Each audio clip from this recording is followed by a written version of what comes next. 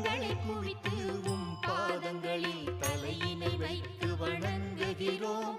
எங்கள் வேண்டுதலை கேட்டருள்வி சாயிநாதரே. பக்தியுடனோ இல்லாமலோ உமது இடம் நாடி வந்துள்ளோம். எமக்கு உமது அருளை தந்தருள்வீரே சத்குருநாதா. என்றும் உமது திருப்பாதங்களை சேவிக்க வேண்டும் அப்பா. கருணை காட்டி எமக்கு உமது அருளே தாருமையா. துகாராம் வேண்டுகிறார் எமது நாம ஜபம் கேட்டு.